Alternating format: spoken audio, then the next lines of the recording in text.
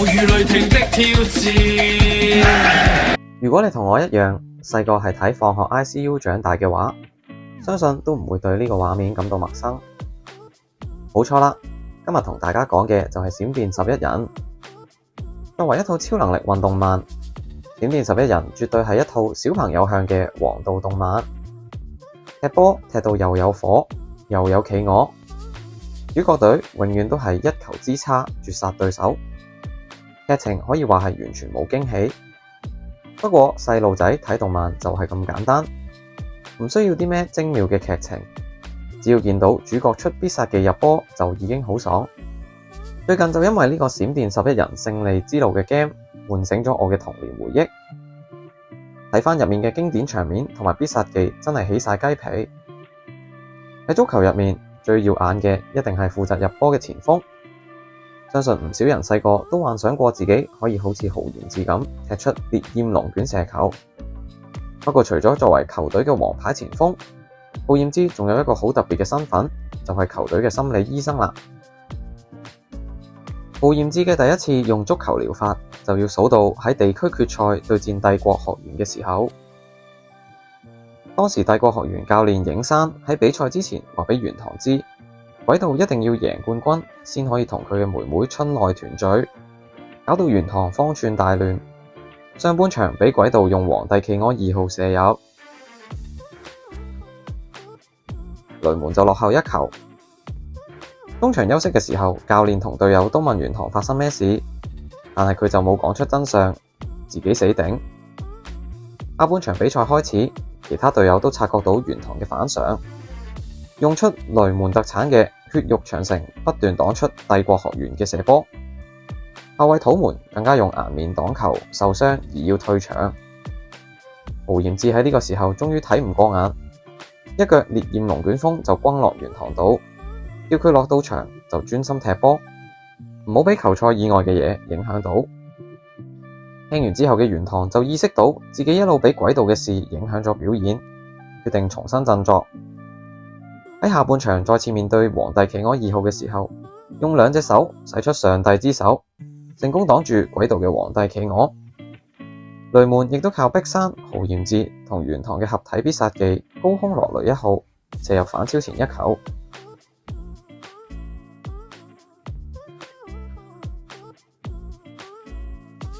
打敗帝國學園，攞到地區冠軍，進軍全國大賽。第二次嘅以球會友就發生喺同鬼道喺天橋底嘅球場傾偈。當時嘅鬼道因為喺全國大賽第一輪對住世宇治中學養傷，只能夠睇住隊友俾對手大炒10-0，望住隊友慘敗，但係自己又無能為力嘅鬼道心情非常低落，去咗河邊度散步。喺路邊見到有病人嘅心理醫生豪賢志，就用佢嘅足球療法攞起咗個波，同鬼道喺河邊球場一路踢波一路傾偈，仲一腳烈焰龍捲風踢爆咗粒波添。之後佢就問鬼道想唔想將佢嘅後面交俾玄堂。鬼道諗咗一晚，決定打唔贏就加入，由帝國學園轉校去雷門，而賽制又咁啱可以俾冇上場過嘅球員轉隊喎。咁鬼道就順理成章咁加入啦，成為佢哋嘅中場指揮官。喺佢嘅雷門處子戰，鬼道就同玄堂加上豪賢志，用新嘅合體必殺技閃電爆破，攻破咗千羽山中學從來未試過失波嘅必殺技無限之壁，一路帶領雷門殺入全國大賽決賽，最後亦都成功向食禁藥嘅世宇治中學復仇。新任隊醫嘅豪賢志今次仲要兼任埋球探，將鬼道從帝國學園挖角，令到閃電11人3巨頭終於集合喺雷門中學。第三次嘅足球治療可以話係豪醫師嘅代表作，直接將一個精神分裂者醫好。劇情就嚟到外星學園篇，豪哥因為妹妹俾外星學園嘅支持者綁架而被逼離隊，取代佢前鋒位置嘅吹雪有雙重人格。一個係佢嘅細佬厚也踢前鋒嘅人格，一個就係佢自己侍郎踢後衛嘅人格。吹雪喺之前對外星學園嘅比賽入面，因為必殺射門永恆暴雪俾對手破解咗而陷入自我否定。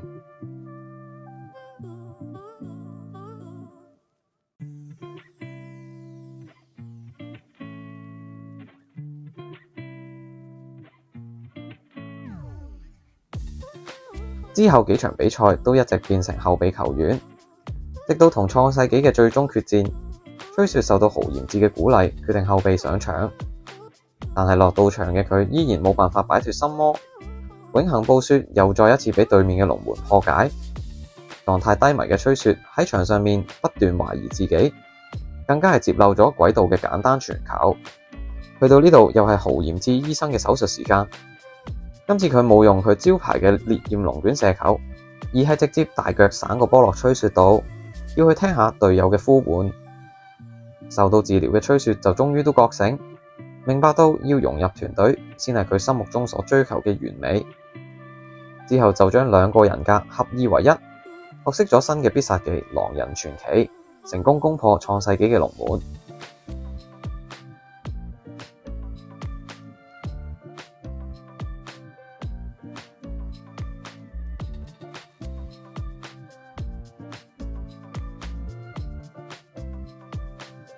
豪哥嘅最後一個病人就係世界大賽篇先出場嘅虎丸。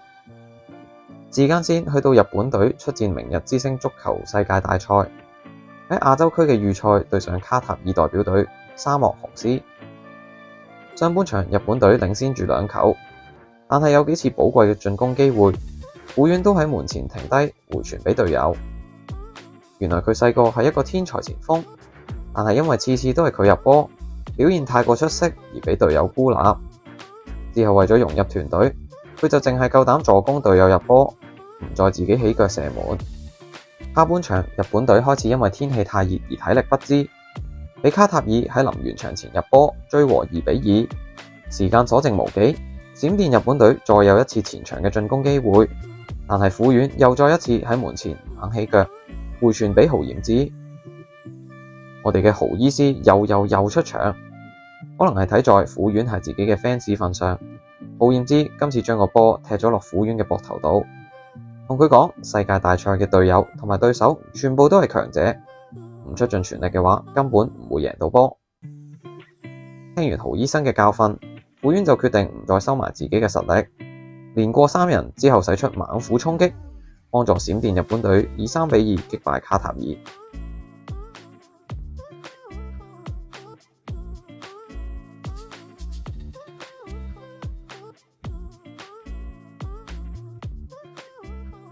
以上就係豪賢志喺閃電11人第1、2、3季入面4次用足球鼓勵隊友嘅故事。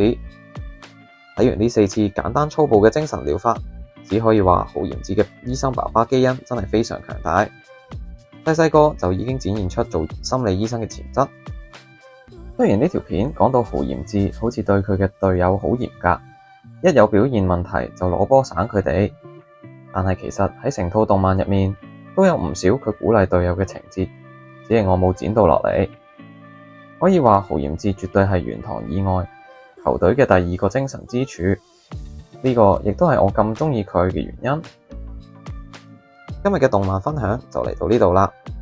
你哋最鍾意嘅閃電11人角色又係邊個？歡迎大家喺 comment 度分享。下期預告，另一套我嘅童年回憶運動漫《衝鋒21》。多謝睇到呢度嘅你。我哋下條片再見。完。